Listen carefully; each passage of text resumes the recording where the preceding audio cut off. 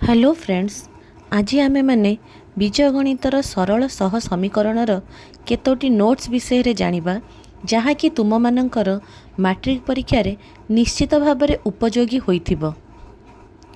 एठारे प्रथम पॉइंट रे अछि गोटे अज्ञात राशि x रे साधारण रूप हेउची ax plus b is equal to 0 जोठारे a नॉट इक्वल टू 0। दुईटी अज्ञात राशि रे साधारण रूपटी हेउची ax plus by plus c is equal to 0। एठारे समीकरणटी एक घाटी अटे। समीकरणर ज्यामितिक रूप एक सरल रेखा अटे। दुईटी समीकरणर दुईटी सरल रेखा आमे पाइबा प्रथमटी a1 रो x square plus b1y plus c1 is equal to 0। द्वितीयटी a2 x square plus b2y plus c2 is equal to 0। सरल रेखार नामकरण कली L1 और L2। दुईटी सरल रेखा परस्पर छेदी होई पारंती, एक और अभिन्न होई पारंती, समांतर होई पारंती। परस्पर छेदी हेबार सूत्रटी होउची a1 by a2 is not equal to b1 by b2। एठारे समीकरण द्वय संगत और स्वतंत्र जार एकमात्र समाधान संभव। एक और अभिन्न हेउथिबा सरल रेखा द्वयर शर्तटी हेउची a1 by a2 is equal to b1 by b2 is equal to c1 by c2। एठारे समीकरण द्वय संगत और निर्भरशील जेउठारे कि एमानंकर असंख्य समाधान संभव। समीकरण द्वय समांतर हेले शर्तटी हेउची a1 by a2 is equal to b1 by b2 not equal to c1 by c2। समीकरण द्वय असंगत, समाधान असंभव। सह समीकरण द्वयर बीजगणितिक समाधान तीन प्रकार रे आमे बीजगणितिक समाधान करि परिबा। प्रथमटी होची प्रतिकल्पन, द्वितीयटी अपसारण, तृतीयटी वज्रगुणन पद्धति। प्रथमे आमे जानिबा प्रतिकल्पन पद्धति।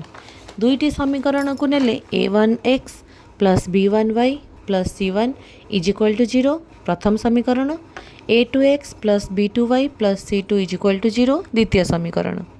प्रथम समीकरण a1x plus b1y plus c is equal to 0 रु मु x रो वैल्यू पाइली minus b1 by a1y minus c1 by a1। x रो मान को डबल आई द्वितीय इक्वेशन रे नेले मु एठारे y रो मान पाइबी c1 a2 minus c2 a1 by a1 b2 minus a2 b1। y रो मान को x रे नेले मु x को समाधान करी x रो मान पाइबी b1 c2 minus b2 c1 by a1 b2 minus a2 b1। वर्तमान प्रतिकल्पन पद्धति रे मु x आ y रो मूल्य बाहर करि पारिछि जहाँकि समीकरण दुईटीर समाधान अटे। द्वितीय पद्धति थिला आमर अपसारण पद्धति। प्रथम समीकरण नेली a1x plus b1y plus c1 is equal to 0। द्वितीय समीकरण नेली a2x plus b2y plus c2 is equal to 0। एठार मु जेकोसी अज्ञात राशि x किंबा y को अपसारण करी समाधान करि परिबी। मु एठारे x को अपसारण करिछि जोथिपाई प्रथम समीकरण रे गुणन करिछि a2 आ द्वितीय समीकरण रे गुणन करिछि a1। प्रथमे x पद को अपसारण करी मु y रो मूल्य पाइली c1 a2 minus c2 a1 by a1 b2 minus a2 b1। y रो मान को इक्वेशन i रे नहीं मु समाधान करी x रो मान पाइली b1 c2 minus b2 c1 by a1 b2 minus a2 b1। एहीपरि भाबरे अपसारण पद्धति रे मु x और y रो मूल्य बाहर करि पारिछि। तृतीय पद्धति हेउची वज्रगुणन पद्धति। वज्रगुणन पद्धति रे समीकरण दुईटीर आमे सीधा सड़क सूत्र माध्यम रे प्रयोग करि परिबा। एठारे सूत्र होउची x by b1 c2 minus b2 c1 is equal to y by c1 a2 minus c2 a1 is equal to 1 by a1 b2 minus a2 b1। जहाँ को समाधान कले मु x रो वैल्यू पाइबी b1 c2 minus b2 c1 by a1 b2 minus a2 b1। y रो मान पाइबी c1 a2 minus c2 a1 bye a1b2 minus a2b1। एठारे मन रखिबा जे c1 is equal to c2 is equal to 0 हेले एवं a1b2 minus a2b1 not equal to 0 हेले समीकरण द्वयर समाधानटी होउची 0 और 0। एठारे समीकरण द्वय को सम सह समीकरण कहा जाए। एबे जानिबा डिटरमिनेंट और मैट्रिक्स विषय रे। ए रो डिटरमिनेंट जहाँ को आमे मैट्रिक्स रूप में रखिलु 2 इंटू 2 मैट्रिक्स रे ए बी सी डी जार मूल्य होउची A D minus B C. एही मैट्रिक्स को आमे प्रयोग करिबा क्रामर्स रूल रे।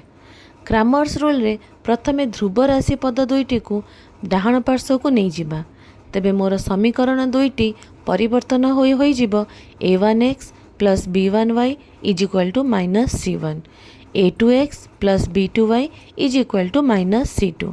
एबे डेल्टा रो मैट्रिक्स टी होउची a1 a2 b1 b2 जहार सूत्र अनुसार मूल्य होउची a1 b2 minus a2 b1। Delta x रो मैट्रिक्स होउची minus c1 minus c2 b1 b2 जार सूत्र अनुसार समाधान कले मु पाइबी b1 c2 minus b2 c1। Delta y रो मैट्रिक्स होउची a1 a2 minus c1 minus c2 jar सूत्र अनुसार समाधान कले मु पाइबी c1 a2 minus c2 a1। एबे x रो सूत्र होउची डेल्टा x बाय डेल्टा जहाँकि b1 c2 minus b2 c1 bye a1 b2 minus a2 b1 सह समान। y रो मान पाइबी डेल्टा y बाय डेल्टा जहाँकि c1 a2 minus c2 a1 bye a1 b2 minus a2 b1 सह समान। एठारे Kramers rule अनुसार मु x और y रो मान पाई सारिछि। एबे जानिथिबा चारोटी पद्धति रे तुमे माने लक्ष्य कले जानि परिबो जे प्रत्येक क्षेत्र रे x आ y रो मान समान रहुछि जहाँकि b1 c2 minus b2 c1 bye a1 b2 minus a2 b1 एवं c1 a2 minus c2 a1 bye a1 b2 minus a2 b1। एबे जानिबा अण सरल रेखीय सह समीकरण विषय रे। किछि अण सरल रेखीय सह समीकरण को आमे आवश्यक अनुसार परिवर्तन करी समाधान करि परिबा। पाटीगणितर प्रश्नर समाधान रे ये समस्त प्रणाली को प्रयोग करी आमे समाधान करि परिबा।